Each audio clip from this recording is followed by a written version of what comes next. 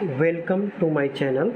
I am here to discuss sample paper issued by CBSE for the session 2021-22। चलिए तो discuss करते हैं। मैं आप लोगों को सैम्पल पेपर के क्वेश्चन का सिर्फ आंसर बताने के लिए मैं यहाँ नहीं आया हूँ। मैं ये काम तो कोई भी कर सकता है और आप लोग तो काफ़ी हाईटेक है। सैम्पल पेपर आते ही गूगल पर सर्च करके आंसर पता कर लिया होगा। This type of work is not fruitful. CBSE के सैम्पल पेपर रिलीज़ करने के पीछे क्या उद्देश्य रहा होगा, आप ही बताइए। क्या यही एम रहा होगा कि आप स्टूडेंट सैम्पल पेपर का क्वेश्चन का आंसर कहीं से खोज ले या याद कर ले? नहीं, सैम्पल पेपर इशू करने के पीछे यह उद्देश्य रहा होगा कि सैम्पल पेपर का क्वेश्चन किस तरह के पूछे गए हैं, कहाँ से पूछे गए हैं, एक्टिविटी बेस्ड हैं या आपके थ्योरी से पूछे गए हैं, किस बुक से पूछे गए हैं, एनसीईआरटी से पूछे गए हैं या किसी अदर बुक से पूछे गए हैं, ये जान लीजिए। सैम्पल पेपर रिलीज़ करने के पीछे ये उद्देश्य नहीं होता है कि आप सैम्पल पेपर का क्वेश्चन का आंसर कहीं से भी खोज लें, उसे याद कर लें। वो क्वेश्चन थोड़ी ही पूछा जाएगा एग्ज़ाम में, आपसे उस टाइप के क्वेश्चन पूछे जाएंगे। ठीक है, आप खुद बुक उठाइए, एनसीईआरटी का बुक उठाएं और पता कीजिए कि बुक के किस पोर्शन से सैम्पल पेपर के क्वेश्चन पूछे जा रहे हैं। तब आपको पता चलेगा कि क्वेश्चन का गहराई क्या है, कहाँ से क्वेश्चन सीबीएसई पूछ सकता है। ठीक है, तो उससे आपको फ़ायदा हो सकता है। गूगल पर या यूट्यूब पर या बहुत सारे स्टडी ऐप हैं, वहाँ पे सैम्पल पेपर के सॉल्यूशन अवेलेबल हैं। आप वहाँ से डाउनलोड करके आंसर देख करके, इस तरह से करने से आपको कुछ फ़ायदा नहीं होने वाला है। आप खुद बुक उठाएं, 2-3 पब्लिकेशन का बुक उठाएं, सीबीएसई का सैम्पल पेपर जो रिलीज़ हुआ उसको लें और उस क्वेश्चन का आंसर ढूंढने का कोशिश करें। और सिर्फ आंसर ही नहीं ढूंढना है, ये पता करना है कि ये जो क्वेश्चन पूछा गया है वो किस तरह का क्वेश्चन है, एक्टिविटी बेस्ड क्वेश्चन है या थ्योरी बेस्ड क्वेश्चन है या किस बुक से पूछा जा रहा है। ये सिलेबस के बियॉन्ड पूछा गया या सिलेबस के अंडर ही पूछा गया। सीबीएसई जो बुक रिकमेंड करता है, एनसीईआरटी बुक रिकमेंड करता है, तो क्या 100% क्वेश्चन एनसीईआरटी से ही हैं या एनसीईआरटी के अदर बुक से भी हैं। ठीक है, तो इससे आपको क्या पता चलेगा कि आपको पढ़ना क्या है, कौन से बुक को फॉलो करना है, एक्सपेरिमेंट बेस्ड क्वेश्चन है या थ्योरी बेस्ड क्वेश्चन है या एक्टिविटी बेस्ड क्वेश्चन है। इस तरह की चीज़ें आपको अगर पता हो जाए तो ये पता चल जाएगा कि हाउ टू स्टडी, क्या पढ़े क्या नहीं पढ़े। ठीक है, कौन सा बुक पढ़े, एक्टिविटी पढ़े या नहीं पढ़े, बुक के किस पोर्शन से क्वेश्चन ज़्यादा पूछा जा रहा है, किस पे ज़्यादा फोकस करें। बहुत सारे बुक में टेबल भी दिए होते हैं, उस टेबल पे को देखें कि नहीं देखें। ठीक है, तो इस तरह से आपको पता चलेगा कि किस तरह से आपको पढ़ना है। सैम्पल पेपर इशू करने के पीछे सिर्फ यही उद्देश्य होता है कि स्टूडेंट को पता चले कि किस तरह से क्वेश्चन पूछे जाएंगे और किस तरह से उनको तैयार करना है, न कि उसका आंसर कहीं से ढूंढ करके उसको याद कर लीजिए। मेरा एक स्टूडेंट है, मैं उसको पढ़ाता हूँ। ठीक है, तो वो क्या किया था कि सारे क्वेश्चन का यूट्यूब पर से या कहीं से भी क्वेश्चन का आंसर याद कर लिया था। मैंने जब उससे पूछा कि अच्छा बताओ ये क्वेश्चन कैसे बनेगा, तो उसने बोला सर ये तो नहीं पता, बट ये हमको पता है कि इसका आंसर ये होगा। तो उससे थोड़ी ही फ़ायदा होने वाला है। आपको ये पता करना है कि क्वेश्चन किस तरह से क्वेश्चन पूछे जा रहे हैं और किस तरह से आपको पढ़ना है। बस सीबीएसई का यही उद्देश्य है सैम्पल पेपर इशू करने के पीछे, दूसरा कुछ नहीं है। उस क्वेश्चन का सीबीएसई अगर उस तरह के क्वेश्चन पूछे जाते या वही क्वेश्चन पूछे जाते तो क्या करता, सीबीएसई उसका सैम्पल पेपर इशू करता, उसका आंसर रिलीज कर लेता, आप लोग उसको याद कर लेते और पास कर जाते या अच्छा मार्क्स आ जाता। ठीक है, तो ऐसा कुछ होने जाने को नहीं है। आपको उस वैरायटी के क्वेश्चन, उस तरह के क्वेश्चन किस तरह से सॉल्व होंगे ये चीज़ जानना है और उस तरह से आपको स्टडी करना है। Got the point. चलिए, अब बातें बहुत हो गई, अब सैम्पल पेपर पर कुछ डिस्कशन कर लेते हैं। ठीक है, तो सैम्पल पेपर आपका ये टर्म 1 का सैम्पल पेपर है। उसके बाद ये जो टाइमिंग होगा इसका, ये 90 मिनट्स का इसका टाइमिंग होगा। जनरल इंस्ट्रक्शन का बात करें तो आपका 3 सेक्शन में पेपर होगा, सेक्शन ए, सेक्शन बी और सेक्शन सी। सेक्शन ए में 24 क्वेश्चन होंगे, जिसमें से 20 क्वेश्चन को आपको अटैम्प्ट करना है, मतलब 20 क्वेश्चन बनाने हैं, ठीक है। और सेक्शन बी में जो क्वेश्चन होंगे इसमें भी 24 क्वेश्चन होंगे, जिसमें से 20 क्वेश्चन को आपको बनाने हैं। सेक्शन सी में 12 क्वेश्चन होंगे, जिसमें से 10 क्वेश्चन बनाने होंगे, ठीक है। सारे क्वेश्चन इक्वल मार्क्स कैरी करेंगे, 1 मार्क्स के होंगे, ठीक है। और इसमें कोई नेगेटिव मार्किंग नहीं है। जनरली होता कि आज कंपटीशन में मल्टीपल चॉइस क्वेश्चन पूछे जाते हैं तो उस केस में नेगेटिव मार्किंग होता है, लेकिन आप लोग के लिए नेगेटिव मार्किंग नहीं होने वाला है। टोटल क्वेश्चन पूछे जाएंगे, आपको टोटल इसको ऐड कीजिएगा तो टोटल हो जाएगा, ये आपका 60 हो जाएगा। 24 एंड 12 कितना हो जाएगा आपका 60 हो जाएगा, जिसमें से आपको 20 + 10 मतलब 50 क्वेश्चंस के आंसर देने हैं आउट ऑफ 60 क्वेश्चन से 50 क्वेश्चन के आंसर देने हैं आपको। ये जनरल इंस्ट्रक्शन का बात हो गया, ठीक है। चलिए फर्स्ट क्वेश्चन डिस्कस करते हैं। ये सेक्शन ए का फर्स्ट क्वेश्चन है। अब यहाँ इस क्वेश्चन में क्या पूछा गया है कि रीमा टूक 5 ml ऑफ लीड नाइट्रेट लिया गया यहाँ पे एक बीकर में, और उसको 4 ml के पोटेशियम आयोडाइड में इसको ऐड कर दिया गया, तो क्या ऑब्जर्व होगा, ठीक है। तो ये किस तरह के क्वेश्चन है, ये क्वेश्चन का आंसर तो आपको पता ही होगा आप लोग को कि ये इस क्वेश्चन का आंसर क्या होगा, येलो प्रेसिपिटेट फॉर्म करता है, कहीं ना कहीं से आप लोग पता कर ही लिए होंगे। लेकिन ये क्वेश्चन कहाँ से पूछा गया, बुक के किस पोर्शन से पूछा गया, एक्टिविटी बेस्ड है या थ्योरी बेस्ड है, ये हम आपको बताएंगे। फुल एनालिसिस हम इस क्वेश्चन का करेंगे। तो चलिए देखते हैं। ये एनसीईआरटी बुक है, chemical reaction and equation, first chapter है आपका chemical reaction and equation, NCERT द्वारा इशू किया गया, ये फर्स्ट चैप्टर है, ठीक है। इस चैप्टर में आप देखेंगे यहाँ पे एक्टिविटी 1.1 है। इस एक्टिविटी को आप ध्यान से देखिए, एक्टिविटी कौन सा है, एक्टिविटी 1.2 देखें। तो इसमें क्या दिया हुआ है कि यहाँ पे लीड नाइट्रेट सॉल्यूशन को जो है ना, ये पोटेशियम आयोडाइड ऐड करते हैं तो क्या ऑब्जर्व होता है, सिर्फ इतना दिया हुआ है। इसमें ना कोई रिएक्शन दिया हुआ है और होता क्या है ये भी नहीं दिया गया हुआ, ठीक है। तो एक्टिविटी तो दिया गया है और इसका आंसर इसमें नहीं है। एनसीईआरटी इस क्वेश्चन का आंसर अपनी बुक में नहीं छापा, बट एक्टिविटी दिया हुआ है। तो इसमें क्यों इसका आंसर इसमें नहीं दिया गया है, इसके पीछे रीज़न ये है कि सीबीएसई ये एक्सपेक्ट करता है, ये आपसे उम्मीद लगाता है कि आप सारी एक्टिविटी करेंगे और उसका ऑब्जर्वेशन क्या होगा उसको आप अपने कॉपी में नोट डाउन करेंगे, और उस ऑब्जर्वेशन पे बेस्ड ये क्वेश्चन पूछा गया है, ठीक है। तो ये क्वेश्चन आपका एक्टिविटी 1.2 से पूछा गया। इसका मतलब इससे आपको क्या सीख मिलती है, इससे आपको क्या पता चलता है, ये पता चलता है कि सारी एक्टिविटी आपको करनी है और सारे की ऑब्जर्वेशन आपको बुक में कॉपी में नोट डाउन करना है और उस सारे को ध्यान में रखना है, क्योंकि सीबीएसई उससे क्वेश्चन पूछ सकती है, ठीक है। चलिए देख लेते हैं। जो रिएक्शन होता है लीड नाइट्रेट का रिएक्शन जो होता है पोटेशियम आयोडाइड के साथ, लीड नाइट्रेट जो है पोटेशियम आयोडाइड के साथ अगर रिएक्ट करता है तो बनता है lead iodide and potassium nitrate बनता है, ठीक है। ये लीड आयोडाइड जो होता है ना, ये येलो कलर का होता है, ठीक है। तो वही चीज़ येलो कलर का FPPT होता है, मतलब प्रेसिपिटेट कर जाता है, नीचे बैठ जाता है, ठीक है।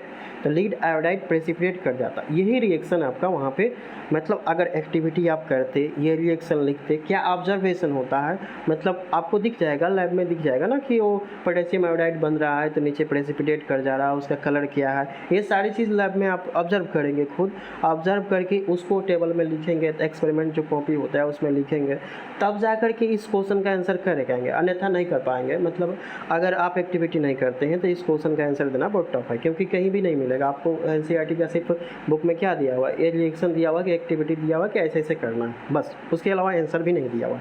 तो इससे क्या पता चला कि आपको एक्टिविटी पढ़ना है, उसका एक्सपेरिमेंट करना है और उसका ऑब्जर्वेशन आपको ध्यान में रखना, वहाँ से क्वेश्चन सीबीएसई पूछ सकता है, ठीक, गॉट द पॉइंट। चलिए नेक्स्ट क्वेश्चन पे चलते हैं। नेक्स्ट क्वेश्चन है identify the gas A in the following experiment. तो मतलब ये क्वेश्चन भी क्या है, एक्टिविटी बेस्ड है आपका, ठीक है। एक्टिविटी आप करेंगे और तभी पता चलेगा कि इसका आंसर क्या होगा। ठीक है, तो ये जो दिया हुआ है ये कौन सा गैस निकल रहा है इसी के बारे में आपको बताना है। एक्सपेरिमेंट कौन सा है, क्या एक्सपेरिमेंट है ये? एक्सपेरिमेंट ये है कि आपने क्या रखा है, यहाँ पे जिंक ग्रेन्यूल डाले हैं इसमें। ठीक है, और उसके बाद में डाइल्यूट सल्फ्यूरिक एसिड, मतलब मेटल है एक और सल्फ्यूरिक एसिड है, H2SO4 है। ठीक है, H2SO4 है।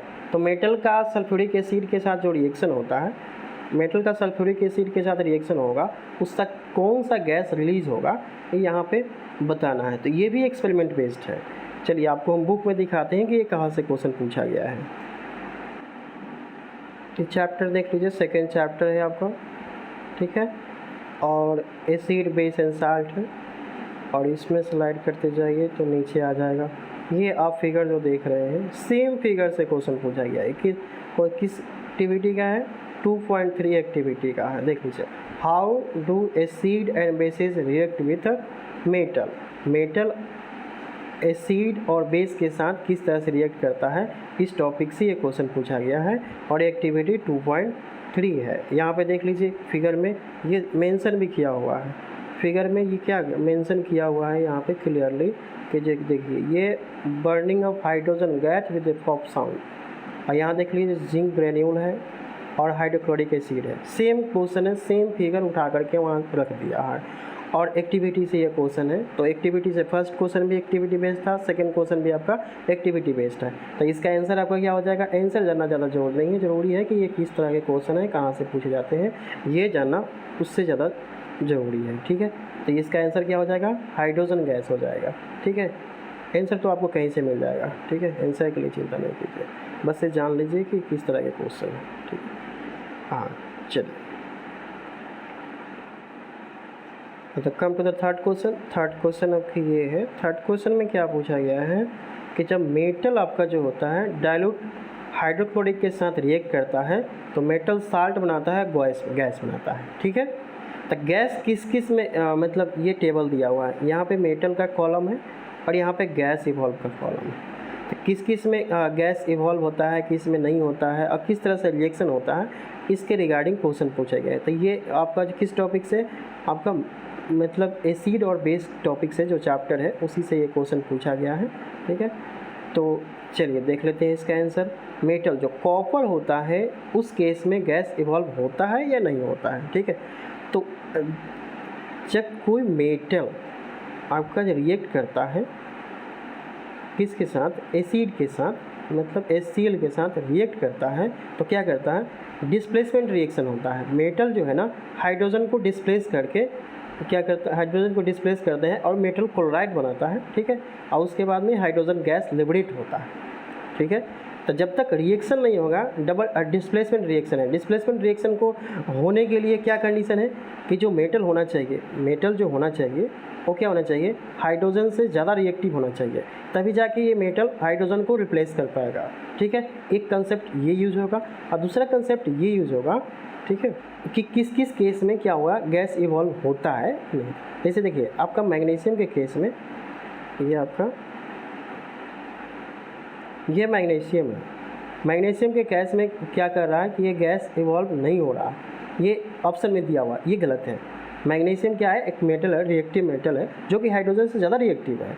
तो ये क्या करेगा? डिस्प्लेसमेंट रिएक्शन करेगा हाइड्रोक्लोरिक एसिड के साथ और गैस इवॉल्व करेगा।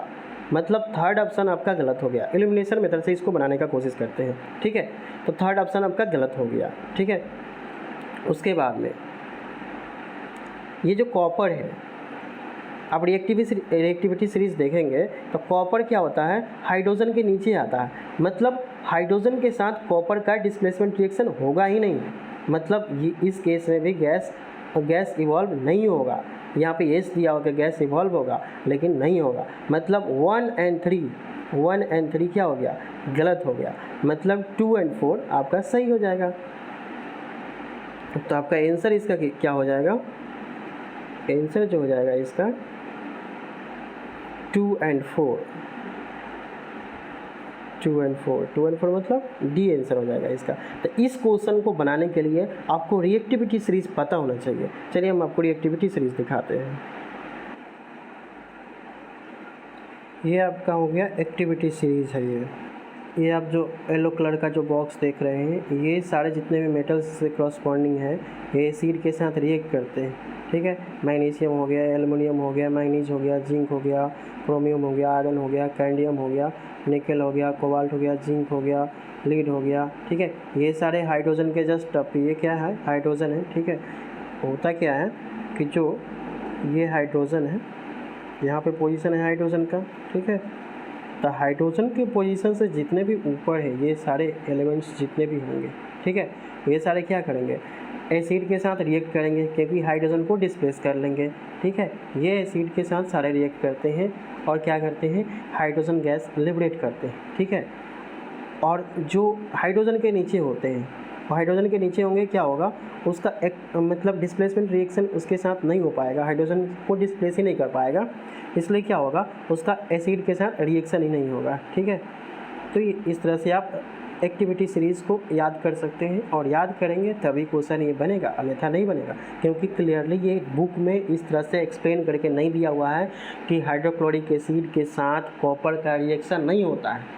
ये आपको समझना पड़ेगा, एक्टिविटी सीरीज याद करना पड़ेगा, रिएक्टिविटी याद करना पड़ेगा कि किसके साथ कौन रिएक्ट करेगा, डिस्प्लेसमेंट रिएक्शन क्यों होता है, क्यों नहीं होता है, डबल डिस्प्लेसमेंट रिएक्शन में क्या होता है, ये सारी चीज़ें आपको ध्यान में रखने पड़ेंगे, अंडरस्टैंडिंग डेवलप करने पड़ेंगे। सीबीएसई कोई रटा रटाया चीज़ नहीं पूछता है, अंडरस्टैंडिंग बेस्ड क्वेश्चन पूछता है, जिसके लिए आपको मेहनत करना पड़ेगा, अंडरस्टैंडिंग डेवलप करना पड़ेगा।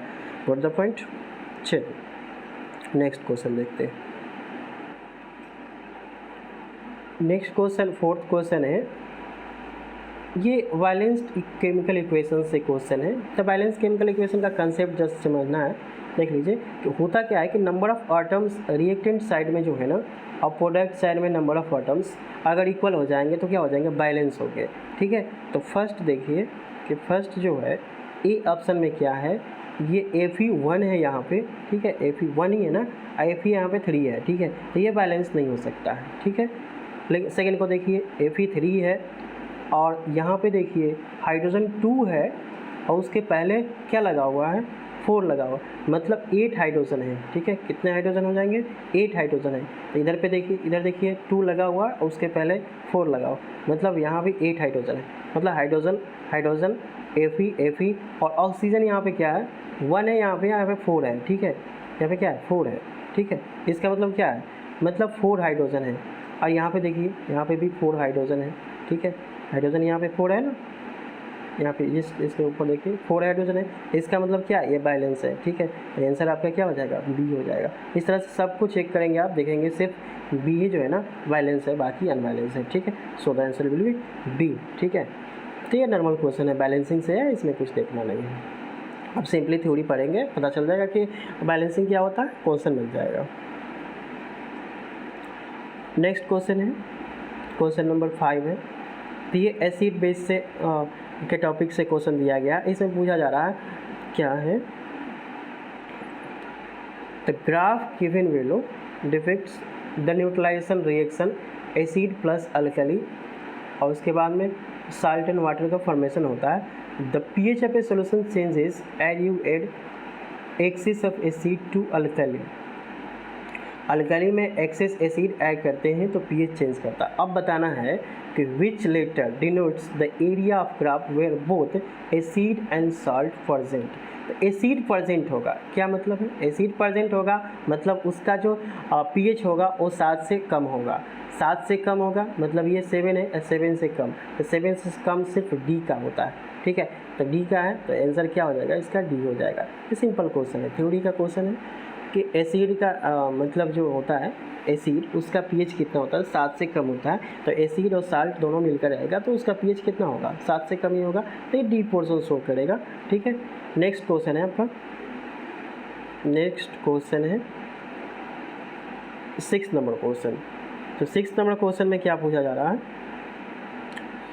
कि in the reaction of iron with the copper sulphate solution, क्या हो रहा है, कॉपर का रिएक्शन हो रहा है आयरन के साथ, तो कॉपर बन रहा है और प्लस आयरन सल्फेट बन रहा है।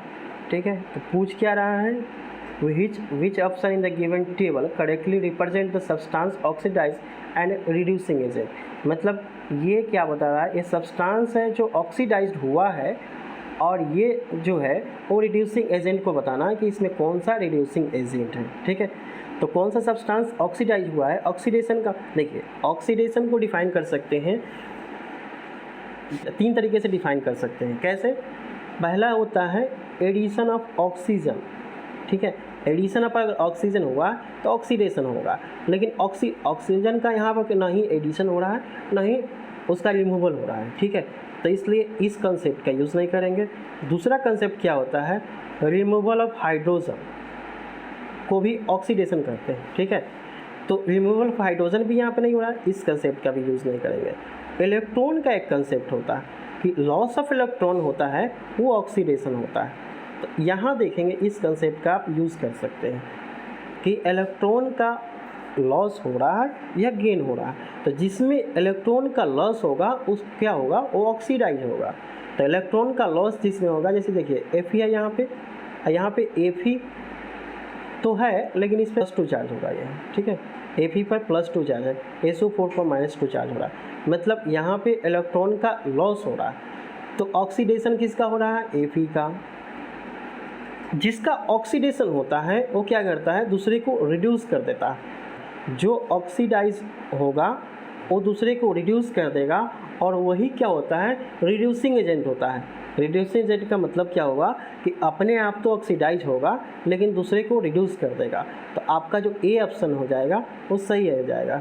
ऑप्शन इसका क्या हो जाएगा, ए हो जाएगा। तो ऑक्सीडेशन और रिडक्शन के कंसेप्ट को आप अच्छी तरह से पढ़ लेंगे तो ये क्वेश्चन को आपको सॉल्व कर सकते हैं इजीली, इसमें कुछ है नहीं। ठीक है, next question, question number 7। Question number 7 में क्या पूछा जा रहा है, the reaction between copper and oxygen can be categorise as. तो कॉपर रिएक्ट करता है ऑक्सीजन के साथ तो कॉपर ऑक्साइड बनाता है। ये कौन सा रिएक्शन है, सिंपल रिएक्शन है, कम्बिनेशन रिएक्शन है। दो चीज़ कंबाइन करके क्या बनाता है, एक सब्सटेंस बना रहा है। तो क्या है ये, क्या है, कम्बिनेशन रिएक्शन है। तो आप यहाँ से इसको कम्बिनेशन रिएक्शन सी आंसर हो जाएगा इसका। नेक्स्ट क्वेश्चन है क्वेश्चन नंबर 8। क्या बोल रहा है कि which of the given option correctly represent the parent acid and base of A calcium carbonate. किसका बताना है, कैल्शियम कार्बोनेट का। तो ये जो साल्ट है, इस साल्ट में कैल्शियम है और कार्बोनेट है, तो आपको ढूंढना पड़ेगा कि कैल्शियम कहाँ कहाँ है और कार्बोनेट कहाँ कहाँ है। चलिए देखते हैं, यहाँ पे देखिए हमको चाहिए कार्बोनेट। तो कार्बोनेट सिर्फ एक ही जगह है, यहाँ पे देख लीजिए, देख रहे हैं ना, कार्बोनेट यहीं पे है। क्या है, हाइड्रोजन कार्बोनेट। ठीक है, तो ये क्या है, कार्बोनिक एसिड है, और यहाँ और इसके अलावा कहीं भी कार्बोनेट है नहीं है। इसका मतलब ऑप्शन क्या हो जाएगा, बी हो जाएगा। आप एलिमिनेशन मेथड से लगा सकते हैं। ऐसे इसका अंडरस्टैंडिंग देखेंगे तो क्या कहेंगे कि कैल्शियम कार्बोनेट जो फॉर्म करता है ना, वो एक एसिड, कौन सा है, जो कार्बोनिक एसिड होगा, और बेस कौन सा होगा, कैल्शियम हाइड्रोक्साइड होगा। बेस कौन सा होगा, कैल्शियम हाइड्रोक्साइड होगा। ठीक है, कैल्शियम हाइड्रोक्साइड बेस होगा और कार्बोनिक एसिड होगा। जब दोनों रिएक्ट करेगा तो कैल्शियम कार्बोनेट बनेगा। ठीक है, तो इस तरह से आंसर इसका क्या हो जाएगा, बी आंसर हो जाएगा। ठीक है, ये भी सिंपल क्वेश्चन है, एसिड बेस रिएक्शन का क्वेश्चन है, न्यूट्रलाइजेशन रिएक्शन का क्वेश्चन है। चलिए नेक्स्ट क्वेश्चन है, नेक्स्ट क्वेश्चन ये 9th नंबर क्वेश्चन है, how will we protect yourself from the heat generated while diluting a concentrated acid. तो कंसनट्रेटेड एसिड को अगर डाइल्यूट करना है तो उस केस में हीट जनरेट करता है। ये एक्सोथर्मिक रिएक्शन होता है। एक्सोथर्मिक रिएक्शन का मतलब क्या होता है, तो उसमें हीट रिलीज होता है। तो हीट रिलीज होता है तो उस केस में क्या हो सकता है, तो उसमें से अगर मान लीजिए बहुत ज़्यादा हीट रिलीज हो गया तो जिस बीकर में हम रखे हुए हैं वो क्या हो जाएगा, क्रैक्स हो जाएगा, उससे लीकेज हो जाएगा। तो आसपास जितने भी लोग होंगे उसको डैमेज पहुंचा सकता है। या ज़्यादा हीट निकला तो उससे मतलब उसमें से छींटा बाहर निकल करके आसपास के लोगों को पड़ सकता है। तो इसलिए इस तरह से उसको मिक्स करेंगे, इस तरह से डाइल्यूट करेंगे ताकि हीट जो जनरेट हो वो कम से कम हो। तो उसके लिए क्या करते हैं कि एसिड को वाटर में डालते हैं और कांस्टेंट स्टायरिंग करते हैं, उसको मिलाते रहते हैं हमेशा, ताकि जो हीट जनरेट हो यूनिफॉर्मली डिस्ट्रीब्यूट हो और उस हीट का बैड इफेक्ट ना हो। ठीक है, तो इसलिए इसका आंसर क्या हो जाएगा, ए हो जाएगा। By adding acid to the water with a constant acidic, हमेशा उसको मिलाते रहेंगे और थोड़ा थोड़ा वाटर में एसिड डालते रहेंगे, ठीक है। This is the best way to dilute the acid, ठीक है। नेक्स्ट क्वेश्चन है यहाँ पर, next question 10th number question देख लेते हैं, ठीक है। 10th नंबर क्वेश्चन कह रहा है why it is important to balance the skeleton chemical equation. तो बैलेंसिंग क्यों ज़रूरी है? बैलेंसिंग इसलिए ज़रूरी है कि ऐसा तो नहीं हो सकता है कि मैंने दो कोई पार्टिकल है, दो पार्टिकल को मैंने मिलाया, ठीक है, और उसके बाद में प्रोडक्ट में निकाल के आ जाएगा 5 पार्टिकल, ठीक है। तो बतलाइए ये 2 पार्टिकल ही मैंने मिलाया, ये 5 पार्टिकल कहाँ से आ गया, ठीक है। ऐसा हो सकता है? नहीं हो सकता है। 2 पार्टिकल इधर भी है तो 2 पार्टिकल इधर भी होना चाहिए, मतलब इधर जितना मास है उतना ही इधर भी मास होना चाहिए। रिएक्टेंट में जो मास है प्रोडक्ट में उतना ही मास होना चाहिए। मास का ना क्रिएशन होता है ना डिस्ट्रॉय होता है केमिकल रिएक्शन में। न्यूक्लियर रिएक्शन में ऐसा हो सकता है लेकिन केमिकल रिएक्शन में ऐसा नहीं होता। न्यूक्लियर रिएक्शन आप लोगों को नहीं पढ़ना, बियॉन्ड द सिलेबस है, 12th में पढ़ना, ठीक है। तो न्यूक्लियर रिएक्शन में हो सकता है कि वो मास का डिफेक्ट हो जाता है, ठीक है, वो अलग चीज़ है। लेकिन यहाँ पे केमिकल रिएक्शन में मास का डिफेक्ट नहीं हो सकता। जितना मास आपने मिलाया है उतना ही मास आपको निकल करके आएगा। तो आपको वेरीफाई करना होगा। लॉ ऑफ कंजर्वेशन ऑफ मास को वेरीफाई करने के लिए स्केलेटन इक्वेशन को क्या करते हैं, बैलेंस करते हैं, ठीक है। तो आपका आंसर क्या हो जाएगा, to verify the law of conservation of mass, ठीक है। आज 10 ही क्वेश्चन रखते हैं, नेक्स्ट वीडियो में 10 क्वेश्चन फिर कंटिन्यू करेंगे, ठीक है। Thank you.